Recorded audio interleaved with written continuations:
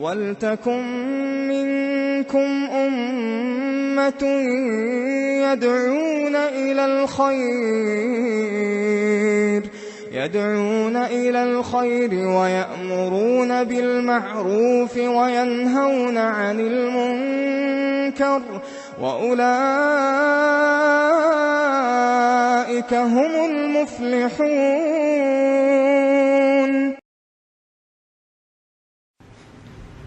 سوال نمبر 8، جس کو دن کے کسی حصے میں ہلال کی خبر ملی وہ کیا کرے؟ دن کے کسی حصے میں روزہ نہیں تھا، پھر خبر آئی کہ فلاں علاقے میں چاند دکھائی دیا تھا اور ہم کو خبر نہیں پہنچی۔ گاؤں دیہات میں ایسا ہو سکتا ہے، آج ایسا بہت کم ہوتا ہے کیونکہ لوگوں کے پاس موبائل وغیرہ موجود ہیں تو بہت جلدی خبر پہنچتی، لیکن پہلے ایسا نہیں ہوتا تھا۔ جب ایسا زمانہ نہیں تھا تو بہت ہوتا تھا ایسا کہ خبر بعد میں پہنچتی تھی دن کے کسی حصے میں۔ تو اس سلسلے میں کیا کرنا چاہیے؟ ربیع بنت معاوض رضی اللہ تعالیٰ فرماتی ہیں، ارسل النبی صلی اللہ علیہ وسلم غداة عاشوراء الى قرى الانصار من اصبح مفطرا فليتم بقیۃ یومہ ومن اصبح صائما فلیصم۔ فرماتی ہیں، اس کو امام بخاری اور مسلم نے روایت کیا ہے کہ اللہ کے نبی صلی اللہ علیہ وسلم نے عاشوراء کی صبح کو انصار کے قریوں میں، دیہاتوں میں آدمیوں کو بھیجا، ایک آدمی بھیجا جو یہ اعلان کرتا تھا من اصبح مفطرا فلیتم بقیۃ یومہ، کہ جو آدمی آج بے روزہ تھا وہ باقی دن کا روزہ رکھے، ومن اصبح صائما فلیصم، اور جو آج روزے سے تھا وہ آدمی روزہ جاری رکھے۔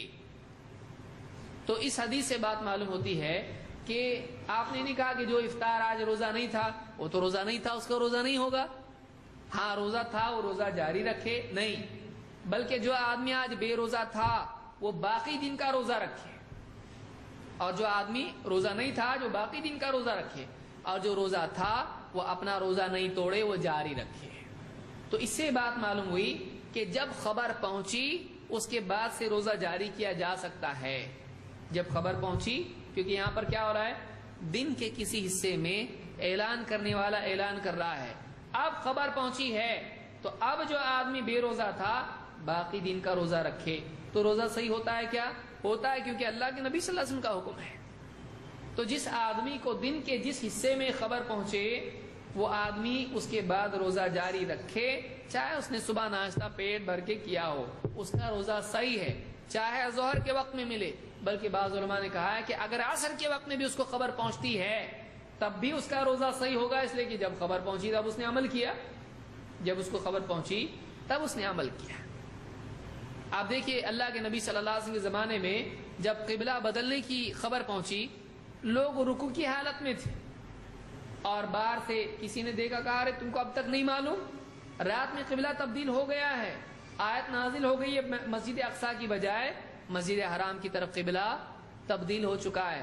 تو وہ لوگ رکوع میں تھے، انہوں نے نماز توڑ کے پھر سے اللہ اکبر کیے نہیں کیے، انہوں نے کیا کیا، رکوع کی حالت میں اپنا قبلہ تبدیل کیا۔ تو پچھلی نماز کیا ہوئی؟ باقی ہے کہ نہیں ہے؟ باقی ہے۔ جب خبر پہنچی تب آدمی مکلف ہو جاتا ہے تو اس کا عمل صحیح ہوتا ہے، غلط نہیں ہوتا۔ امام طحاوی نے بھی یہ بات کہی ہے، جب خبر پہنچی تب مکلف بنا۔ تو اب اس کو خبر پہنچی دوپہر کے وقت میں کہ ہلال دکھائی دیا ہے، اپنے کو لیٹ خبر پہنچی، تو اب وہ کیا کرے؟ جانے تو آج کا روزہ تو گیا، لا کھانے کو، کل سے روزہ رکھیں گے اور رمضان کے دن بھی روزہ رکھیں گے، ترتیب جاری رکھیں گے تو ڈبل غلطی ہو جائے گی۔ آج کا روزہ چھوڑا یہ غلط، اور عید کے دن روزہ رکھا وہ بھی غلط۔ اور یہ روزہ کہاں سے لائے؟ بولے روزہ ہے آج۔ کیسا روزہ ہے؟ نماز تک کا روزہ، فجر سے نماز تک کا روزہ، مینی روزہ، یہ کوئی روزہ نہیں ہوتا ہے۔ بہت سارے لوگ روزہ رکھتے ہیں اس طرح، کہیں جائز نہیں ہے، عید کے دن روزہ جائز نہیں ہے۔ تو جس کو جب خبر پہنچے وہ روزہ رکھے، یہ حکم ہے۔ سبحان اللہ